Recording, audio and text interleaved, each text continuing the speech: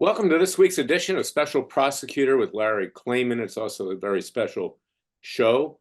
We have Ambassador Alan Keyes on as our guest, probably the most intelligent person to run for president in my lifetime. He was also ambassador at the United Nations under Ronald Reagan. And we're going to be discussing a number of topics, but let's get right into it with my so-called monologue. Just this week, the evil, what I'm going to call him, sorcerer, hack, criminal, James Carville, raised his head. I tangled with him during my days at Judicial Watch. He actually was deposed on a number of occasions. He revealed that along with Bill Clinton, they released the Privacy Act protected files of a woman that Bill Clinton had harassed in the Oval Office, Kathleen Willey, who became my client. And now he says he's going to do wet work on Donald Trump. He's come back. Of course, during those days with the Clintons, he ran the war room with another despicable lowlife by the name of George Stephanopoulos, who is on ABC's Good Morning. Why he's there, one only can fathom. It's because of the extreme left-wing views of ABC, but the guy certainly has no talent in terms of being a host on that show. In fact, he can barely see over the desk. That's how short he is. But in any event, we're not going to knock him for that. We're going to knock him for what he is, along with Carville. These people are hatchet men. And because Biden is unable really to articulate, he's unable to function, Carville is rounding up the crew, so to speak, the band of criminals around him, to do a number on Trump. And he's threatening to conduct wet work on Bill Clinton. Excuse me, Freudian slip on Donald Trump. Of course, we know that during these days, there is a lot of violence. We at Freedom Watch adhere to peaceful and legal means, but we've seen it in the streets in recent years from Antifa, Black Lives Matter, the left. I mean, they essentially want to kill us. So it's no surprise that using the language of wet work, which is a CIA term, which means taking someone out, it means killing them.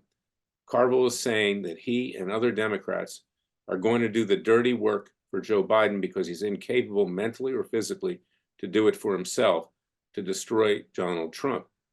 Now, if this had been anyone other than Carville, and if there hadn't been a Gestapo of a Justice Department present today, Carville would be arrested for that. That would be construed to be a threat against a former president of the United States, and the Secret Service would go over and lock Carville up. But of course, that's not going to happen, not with this Gestapo of a Justice Department.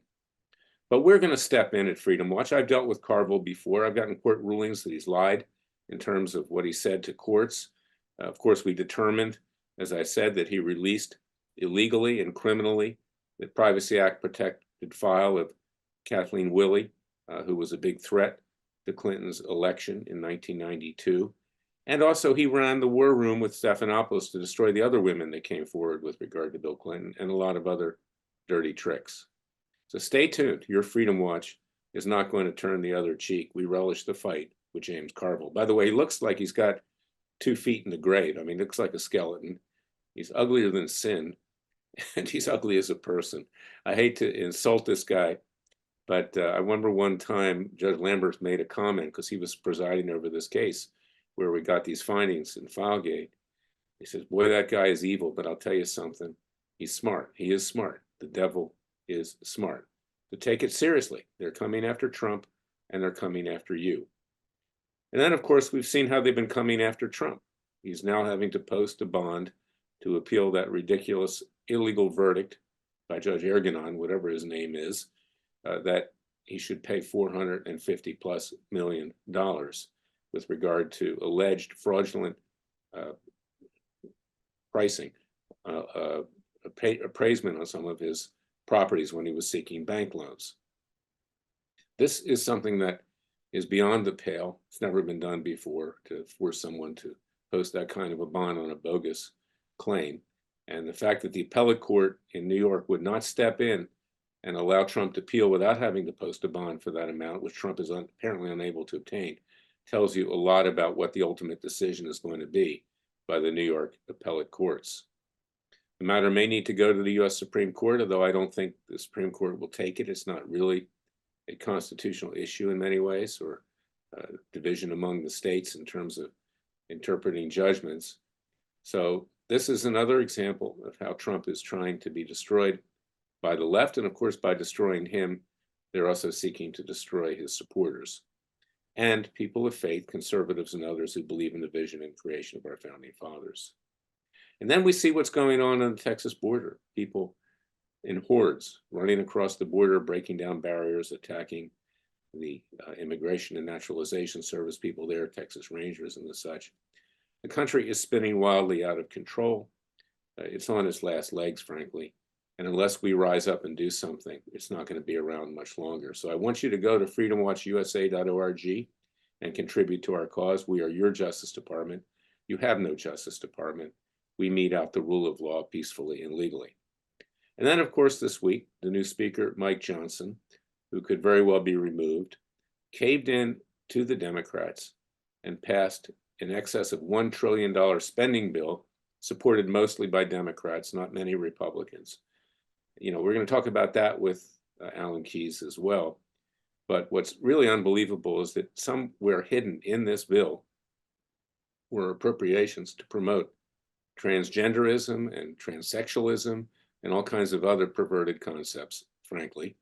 And the fact that Republicans would be dragged along into that and not be able to remove that tells you something about the lack of courage of the Republicans on Capitol Hill and generally.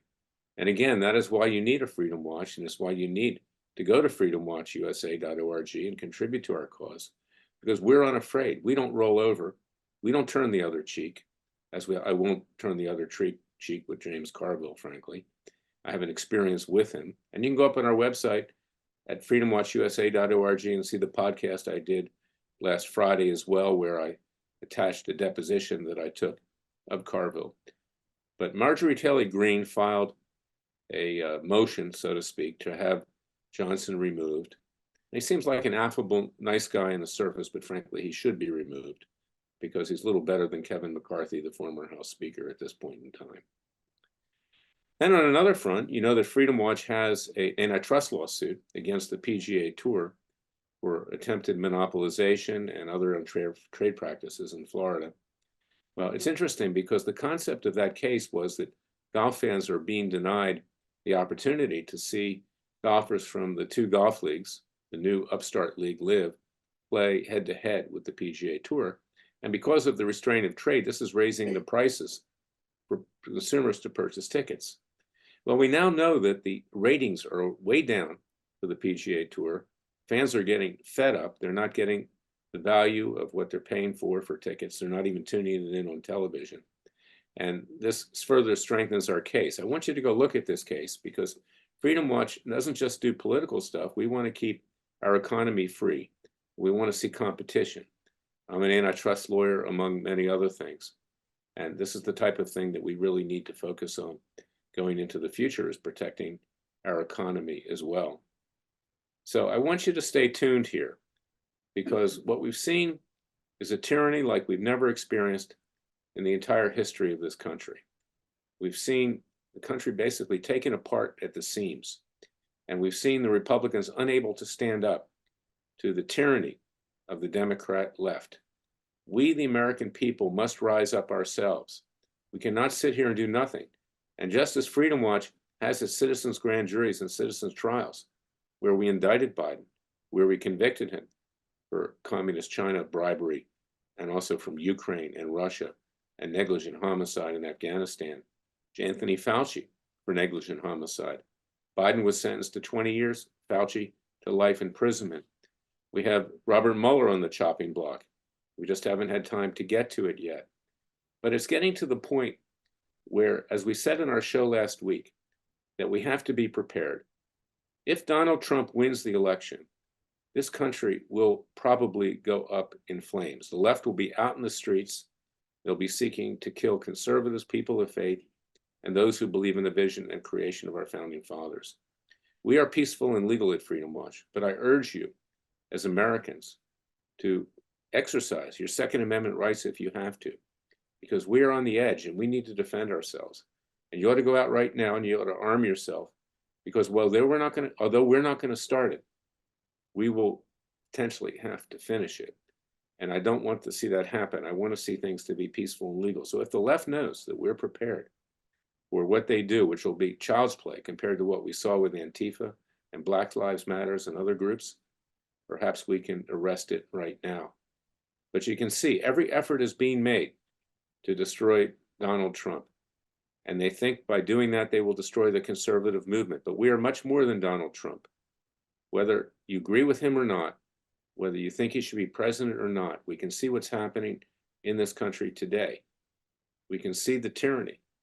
And it was Thomas Jefferson who said that when the people fear the government, there's tyranny. But when the government fears the people, there's liberty. The government needs to fear the people. We'll be back with Ambassador Donald Alan Keyes. Stay tuned and watch very carefully what we're saying, because we need your help. We need you to rise up with us to save this country. And in the meantime, go to freedomwatchusa.org. Contribute to our cause with tax-deductible contributions. We need your help. I'll be right back. I'm back with Ambassador Alan Keyes, former presidential candidate, former Senate candidate. He ran against Barack Obama. I've always said Alan is the most intelligent person to have run for president in my lifetime. Regrettably, he's not president, but he's still helping the country with his intellect and his prognostication as to where we may be going so we can plan for it. So I welcome Ambassador Alan Keyes to the show, my good friend. And I want to ask him the first question. It's the million-dollar question. What's the state of the nation and where are we headed, Alan? Well, I think that the question of where we're headed is kind of up in the air, because we are, I think, in the midst of one of the most dangerous situations the people of the United States have ever faced.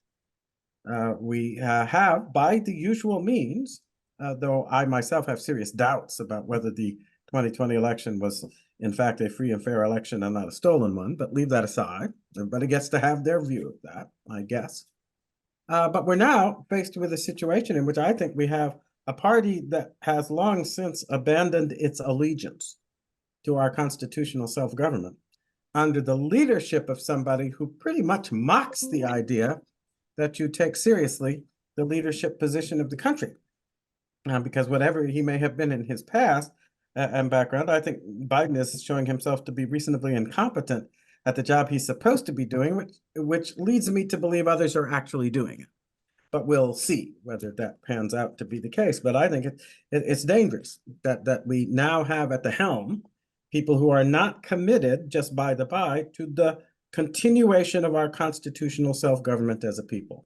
And I think the fact that they have pretty much literally sponsored a massive invasion of the country in order to create a voting base that they can rely upon is the surest sign we have that we're not headed for trouble. We're in the midst of the most dangerous assault on our existence as a sovereign people I think we've ever seen. What's your assessment about our foreign policy? Where are we headed there? Do you think that there's a significant risk of a nuclear holocaust, given everything that's going on in the world today? Well, I think you're always somewhat at risk, but it kind of depends on what others are involved with. If I were just looking at something like the Russian-Ukrainian thing, I wouldn't think that we're in the midst of something that's going to, from our point of view, escalate into the Third World War or another world war. But when I look at what the Chinese have been up to, I feel a serious concern, because I think they have the ambition to overthrow and replace us, and that they are also now working in an environment where one of the major American parties is committed to behaving in a way that actually I think cooperates with that ambition. Because I think the Democrat Party, whatever some of the rank and file people and the regular folks may think, the leadership of the Democrat Party is committed to the overthrow of the Republic. They don't like this form of government.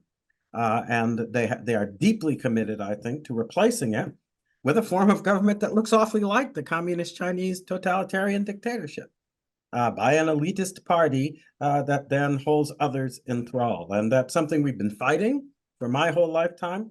But I don't think it's at all questionable that the Democrat Party consists of people who are deeply committed to that future. a future that already has kind of a mocking instance in Trudeau's Canada. It's interesting in terms of where we stand today with regard to Israel. Not interesting, it's frightening, frankly. And we see that the Democrat Party has abandoned Israel. They're going to get very few Jewish votes, but then again, there are very few Jewish people in the country, but their contributions are probably going to be cut substantially. Let's deal with that when we come back from the break and talk about that. But right now, maybe in the next minute, we can discuss what's happening at the border, because that's very serious, and pick it up when we come back. Well, yeah, if you want me to take up that topic, I think what's happening at the border is, as I say, an invasion. And I think it should be called that. Biden is utterly failing in his constitutional duty because last time I looked, it says that he shall see to it that the laws are faithfully executed. Well, the laws that have requirements before people can immigrate into the United States have been totally flouted. And he's not just cooperating in that, his party is sponsoring it. That'll be a good break point, Alan. We'll be right back with more with Ambassador Alan Keyes. Stay tuned. We're back with my good friend Alan Keyes. You were expounding on the border. Of course, you know, this week we saw hundreds of illegal aliens run across the border. Biden refuses to call them illegal aliens, breaking through fences, attacking the INS, the ICE, as they were there, and Texas Rangers. You've got drug traffickers, human traffickers, sex traffickers, terrorists running across the border. There is no border. And yet, and this can be the segue, the Republicans have basically just caved in to the Democrats in the House of Representatives and passed in excess of a $1 trillion spending bill, which does nothing about immigration and the influx of people into this country. And it's been misrepresented, and the Republicans are not explaining that the legislation which Mitch McConnell and senators over there in the Senate agreed to would not have stemmed the flow of illegal immigration. It would have allowed at least 5,000 more a day to come into this country without the ability to track them. So let's expound on that, Alan, in terms of the hypocrisy here. And frankly, the ineptitude of the Republican Party to explain to the American people that that bill would have accomplished little to nothing. Well, but I think that I think it's purposeful on the Democrat side that they're cooperating with what essentially amounts to an invasion of the country. You have exceptions to that because I'll take Texas.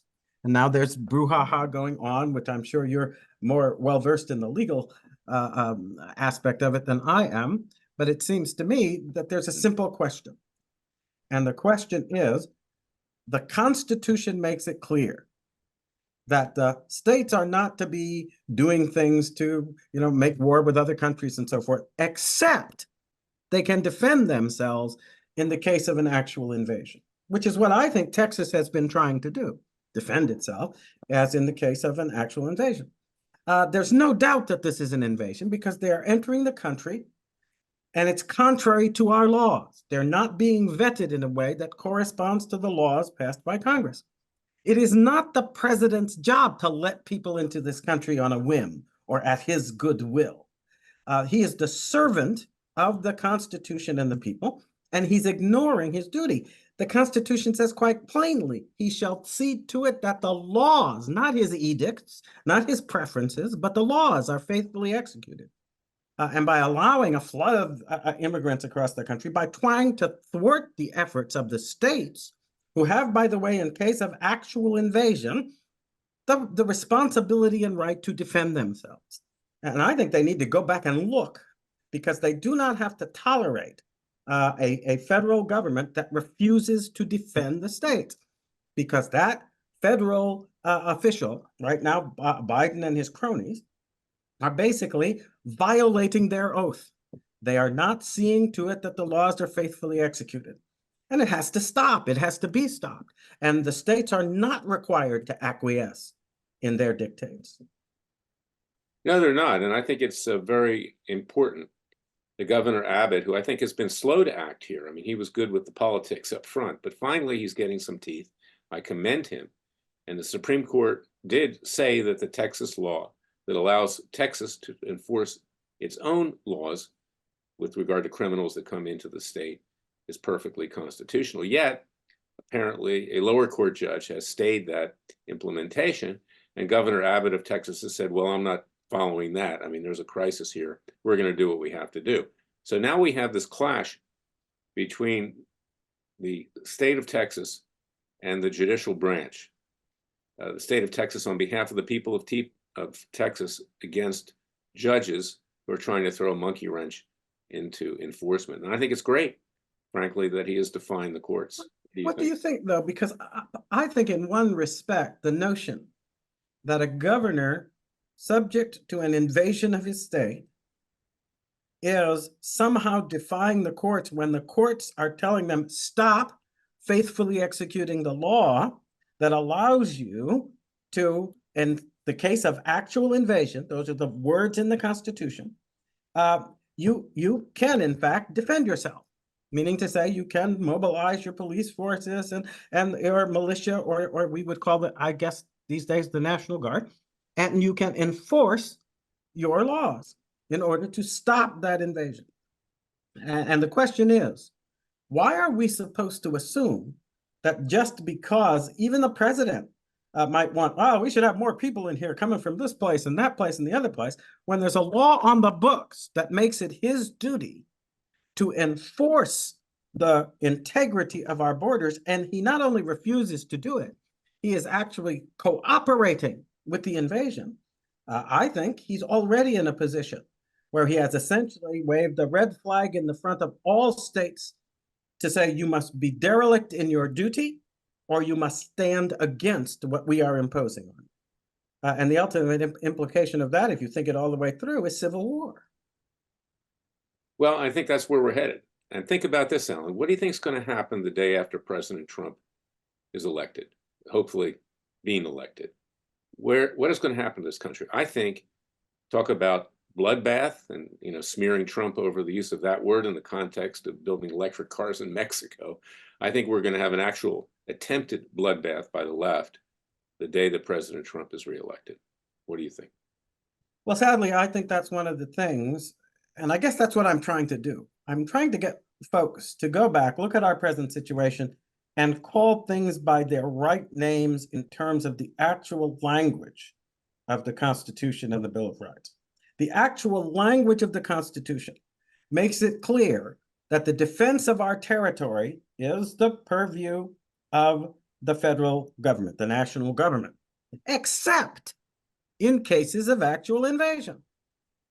Then it continues to be the prerogative of the state, each individual state, to defend itself against that invasion. And of course, if you have several states together who are suffering the same plight, they can work together in order to exercise in common what is their duty.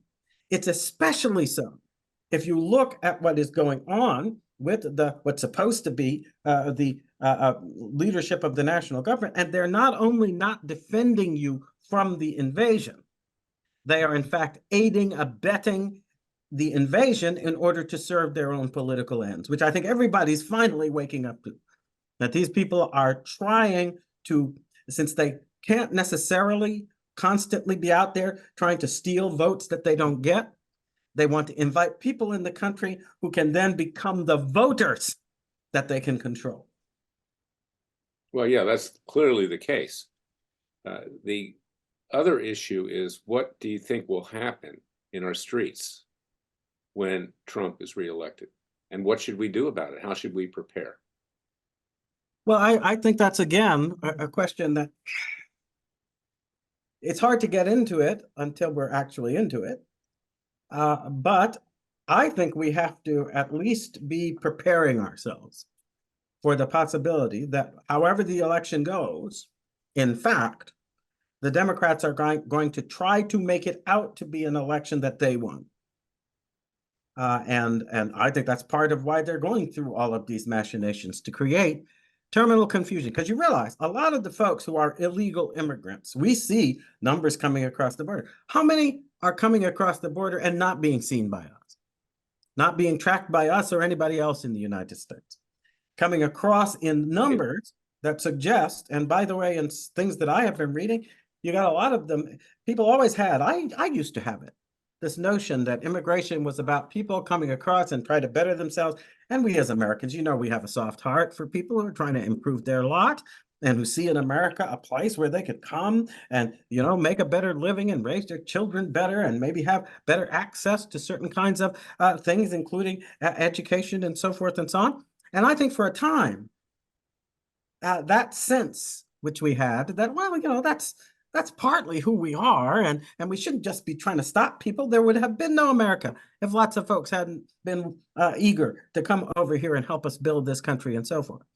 But I think the Democrats have been ruthlessly taking advantage of this situation in order to turn what could be a reasonably controllable tendency of Americans to want to, y'all come and we'll try to make you happy, into a situation that they are now manipulating in order literally to destroy us as a sovereign people, to put us under the subjection of a party dictatorship that then essentially puts paid to the career of the United States of America. Now, do we want this as a people? Because I don't think most Americans even now are thinking of it in those terms. And when they do, they're going to wake up to the fact that you've had an anti-American party successfully implementing an invasion that has taken our country out of our hands. Are we ready to just sit back and let that happen? I don't know. Well, we've got, the experience of January 6th and the way the Justice Department is behaving these days. And you're a great student of the law, Alan. I would maintain they've been acting like a Gestapo.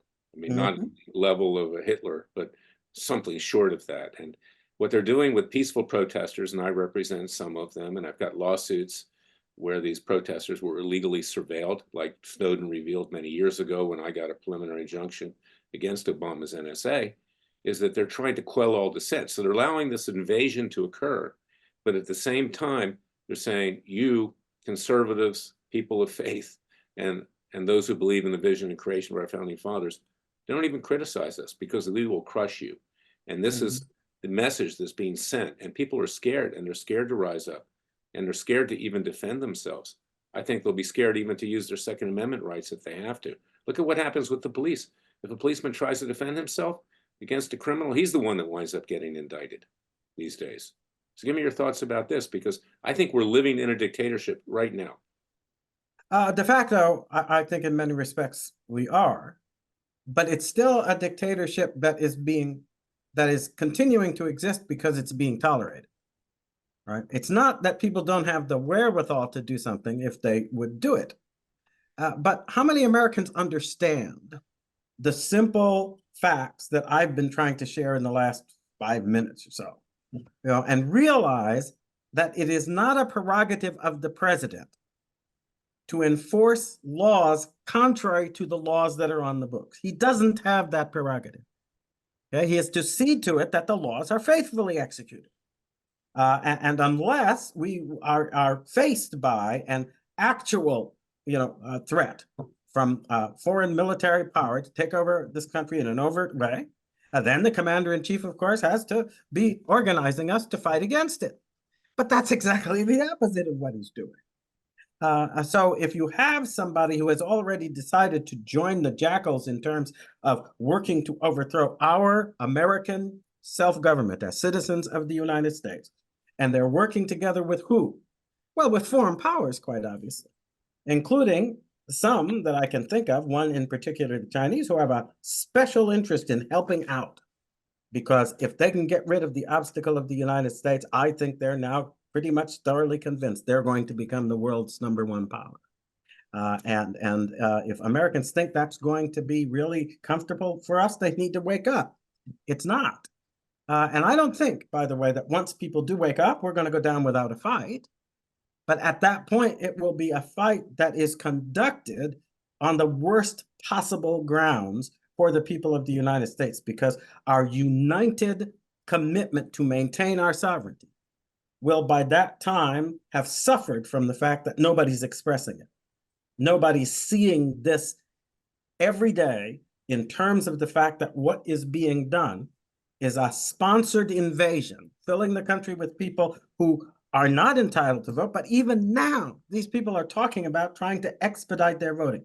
If you've brought in a lot of people and they haven't been vetted, and we actually haven't been keeping track of who they are, where they went, and so forth and so on, how are you going to be able to stop people from putting their names into the pot of citizens who are going to vote for the president of the United States in our next election? Okay? Yeah, you can send people out there to scurry and run around and try to figure out who's who, but being as how you let at least hundreds of thousands of people. Alan, but we'll be right back with the verdict. Stay tuned. Alan Keyes and I will give you the verdict of where we are as of right now. God bless. We'll be right back. We're back with the verdict, fellow patriots, people of faith, those who believe in the vision and creation of our founding fathers. And Jefferson believed, and the book that I wrote, Alan, which you were kind enough to write a foreword for, was actually refreshed about a year or so ago. First, it was "It Takes a Revolution, Wake Up America." Now it takes a counter-revolution. But Jefferson said that every 20 years or so, we would likely have to clean house. We would likely have to wage a rebellion, saying that what's a few thousand dead to refresh the tree of liberty? He didn't want to see violence. Neither do I, neither do you. But do you see any scenario where the people are going to have to fight back and do what Jefferson predicted at some point? Well, see, I think it depends on some things that I don't know the answer to. One is Donald Trump, everybody thinks he represents himself and so forth. I don't think so. I think he stirred a response because a lot of Americans are feeling uneasy in the situation in which our governments at various levels, but especially the House, seem to be usurping our sovereignty. We are supposed to be the sovereign in this country. We're supposed to rule the people, the sovereign body of the people, not the sovereign body of the elites, the government, the administrators, and so forth and so on. The answer to us. Have we been doing our job? I'm not sure we have, because a lot of people, I think, in America now know that their citizens have a rudimentary idea of going to vote and stuff, but they don't understand that they're sovereign. That is to say, not sovereign individuals, but part of a sovereign body charged with the responsibility of preserving the republic. And that's a charge that extends to every election and shouldn't be traduced by all of the political goings on, so that people forget and don't even see that the country is being invaded and our form of government of, by, and for the people is effectively being overthrown by the invitation into the country of foreigners who I believe will, when push comes to shove, the sad part of it is, if the bad guys are still anywhere near in charge, I think that they're going to be having invited a lot of people who, when I look at them across the border, I said, those look like real able-bodied men, could go right into a military and shoot your head off. Why are we allowing this to happen? And I think that the end result of that is going to be a war. We'll fight it because we're still, they haven't been able to get rid of the Second Amendment yet. And as a result, a lot of people in this country are armed. But are they trained?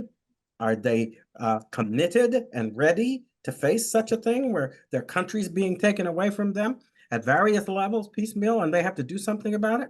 I think the time to think about that is now, and in a context where if people mobilize on that basis, to remember one thing, you must reject the Democrats because they're sponsoring the evil. You must look for somebody who isn't sponsoring the evil, and Donald Trump has volunteered. And then once he gets into office, you must make sure he secures the office. And then you have to move forward to undo the deep damage that they have been doing to our own sense of our role as the sovereign people of the United States. Well, that's very well put. I pray that we don't get to the point of violence. That's what I do at Freedom Watch. That's what I did when I was running Judicial Watch. But I'm afraid, and I don't want to see it, that that's where we're headed. So you hit the nail on the head. We need to prepare for that, because we just can't sit here and wait for them to come to us. We have to be able to defend ourselves. And that may mean that we have to arm ourselves to get ready for that eventuality, because These people know no bounds. They know absolutely no constraint. And we can see that now. They're using the legal system against Donald Trump. They will, if they don't succeed with that, plan B. Plan B is, more Antifas, more Black Lives Matters, more, riots by radical Palestinian groups that are threatening the fabric of this country. And the youth of this country is completely clueless. So, Alan, I want to thank you for everything that you have done. You're my very good friend. And let's continue to stay vigilant and try to teach the other people in this country what they need to do. Because if God doesn't help us, or if we don't help ourselves, God certainly won't, that's for sure. And I know you're a religious man. So thank you, Alan. God bless you. You're welcome. God bless you, sir. Hope to see you soon. We'll be back next week with another edition of Special Prosecutor with Larry Klayman. Remember, the Father and Son will only help us if we help ourselves. Thank you for listening to us.